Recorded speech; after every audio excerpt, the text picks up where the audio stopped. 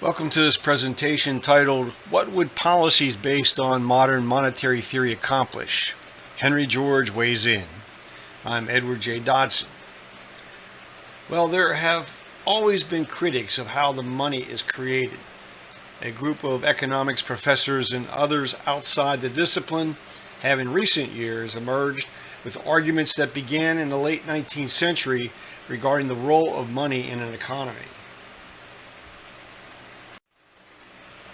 This short presentation explains that policies based on modern monetary theory ignore the systemic importance of economic rent, and the analysis first developed by political economist David Ricardo, formulated as the law of rent. Ricardo's insights were then verified and applied to land of all types and to nature generally by Henry George in the late 19th century. Ignoring the issues relating to land, its ownership, and the distribution of economic rents, Professor Stephanie Kelton has emerged challenging her mainstream colleagues with the argument that money is actually a creature of law rather than a simple medium of exchange determined by market forces. She has generated considerable debate over the question of whether deficits actually matter. Here is her starting point. Our monetary system today has no direct relationship as it once had to a nation's storehouse of gold and silver. The so-called gold standard is no more. Governments today all utilize a fiat currency, meaning that the currency is not a receipt evidencing an ownership claim on any particular tangible asset. Because ours is a fiat currency, it can be expanded essentially without limit as needed. In her book, The Deficit Myth, Professor Kelton challenges what she describes as serious myths regarding government's powers of money creation as well as taxation. She writes, "Taxes are critically important, but there's no reason to assume the government must raise taxes whenever it wants to invest in our economy. In practice, the federal government almost never collects enough taxes to offset all of its spending. Deficit spending is the norm, and everyone in Washington, D.C. knows it." Henry George, quite differently, argued that the aggregate rent of land, by which he means all of nature, is the natural and just public share of the tangible wealth we produce. Capture rent to pay for needed and desired public goods and services, and this would be more than sufficient to meet the needs of any society, without the necessity to confiscate income or private wealth by taxation. That at least was George's argument as the 19th century was coming to an end. What about today? A study by William Larson at the U.S. Department of Commerce in 2015 estimated that the value of all land in the United States was some $23 trillion. An even more difficult challenge, of course, is trying to determine the potential annual rental value of all urban, rural, and resource-laden tracts of land, as well as natural assets as diverse as frequencies on the broadcast spectrum, paths for satellites around the planet, or takeoff and landing slots at airports. What these diverse assets have in common is that their supply is finite, or in the language of economics, the supply is inelastic. Acknowledging in advance that what I now offer is a rough estimate, I ask you to follow along. The price of any income-producing asset is logically determined by capitalization of its income stream. Thus, if I own a parcel of land that I can lease to someone for $12,000 a year, and the generally obtained annual market rate of return is 5%, my parcel of land would sell for 20 times its rental value, or roughly $240,000. So, using the same analysis for all the land in the United States and accepting the estimate by William Larson of $23 trillion in the aggregate, the potential annual rental value of the entire nation comes to $1.15 trillion annually, Based on federal spending of $6.5 trillion in 2024, a high level of taxation would still be necessary if balancing the budget is ever to be an objective. But let's look a bit deeper. In a paper presented in 2012 at an economics conference, Professor Fred Foldvari answered the question of, quote, why rent matters, the hidden and suppressed economic rent. His conclusion is that the $23 trillion figure is far lower than the actual number. He said, several studies of the amount of land rent in the U.S. economy have estimated that the rent is about 20% of national income. So, what does that tell us? Well, the gross domestic product of the United States this year is projected at $29 trillion. If Fred Foldvari's statistic is accurate, this means there is $5.8 trillion in rent to be publicly captured, an amount almost but not quite sufficient to balance the federal budget. Take a look at this chart for just a few seconds. It gives us the total revenue from federal oil and gas and mineral leases for that period in time. This is just one area of the economy where a huge amount of economic rent has been privately taken. In 2019, the federal government received $4.9 billion in revenue from oil and natural gas leases and from other leasable minerals and geothermal resources on onshore federal lands. That amount is much lower than the potential. In 2022, Congress finally took the step of reforming the leasing system, which should generate some multiple of this amount of revenue going forward.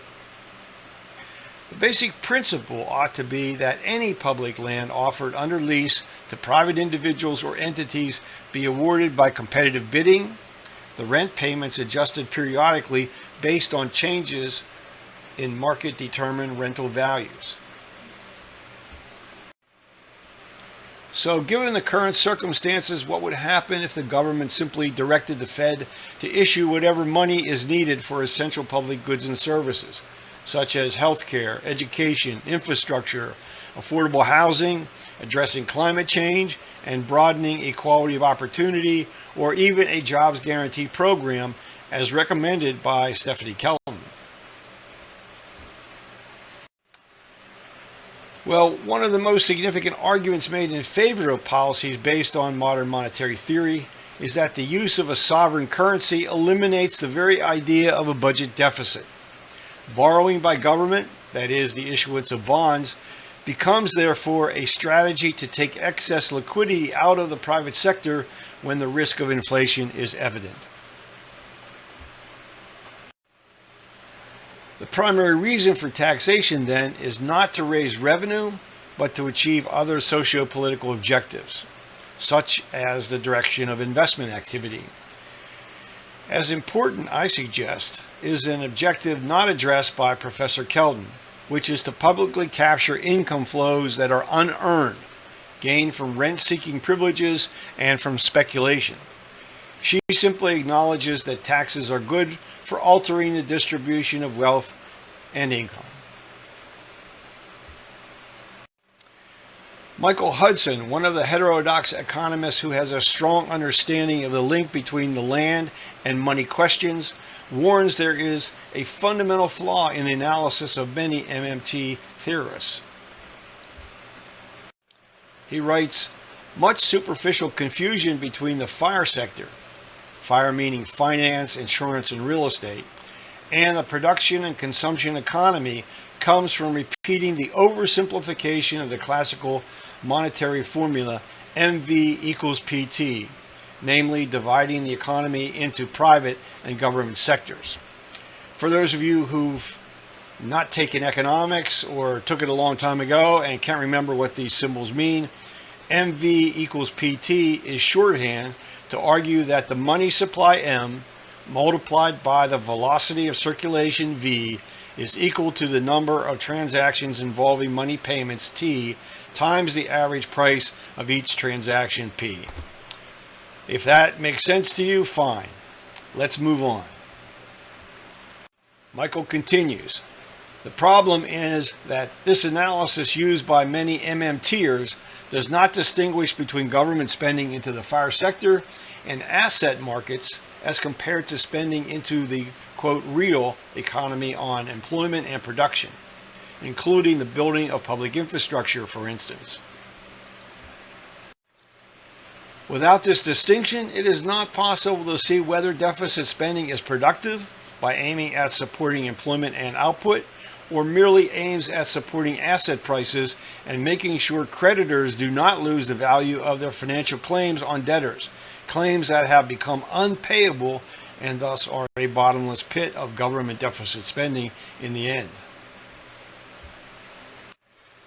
Professor Kelton has not, that I can find, written anything suggesting she understands the systemic benefits of the public capture of rents rather than the taxation of earned income, the tangible assets we produce, or our commerce. She sees monetary policy as part of the government's tools for meeting the physical and social needs of the nation. She writes, what matters is not the size of the debt or who holds it, but whether we can look back with pride, knowing that our stockpile of treasuries exists because of the many, mostly positive interventions that were taken on behalf of our democracy. Henry George did not produce an elaborate study of monetary policy. However, in an 1896 article he wrote titled Beneath the Silver Question, he comments on the virtues of greenbackism that MMT proponents might want to listen to. He writes, greenbackism, so-called from the popular name of the direct issue of paper money made by the national government during the Civil War, was in original and rational form the recognition of the fact that this money needed no backing of deposited bonds or gold reserves, and was the cheapest and fairest form of money, giving to the greater part of the country what it had never had before, a uniform and convenient medium of exchange, and utilizing for the benefit of the whole people the enormous economies effected by the substitution of paper for the precious metals. To control the money of a country is to it the infallible means by which the few can take to themselves the earnings of the many. To secure the issuance of abundance of cheap money, the only way in which wealth may be made plentiful and its distribution fairly equalized, interest, or as they call it, usury, abolished, the dominance of the money kings destroyed, and the laboring masses emancipated. And thirdly, without stopping to question the validity or feasibility of the various reforms which the different schools of money reformers propose, what could any of them accomplish to change the conditions that are making the West and South the chronic and increasing debtors of the Northeast? They are on the wrong trail when they think to cure it by any adjustment of the money question. They must turn to something more than money. They must turn to that which is to man the whole physical universe, so far as he can use it, to land. This is far from the end of the discussion about the impact of modern monetary theory on public policy, and is certainly hardly the beginning of the long discussion that is needed over the public capture of the rent of land and natural resources. Thank you for listening.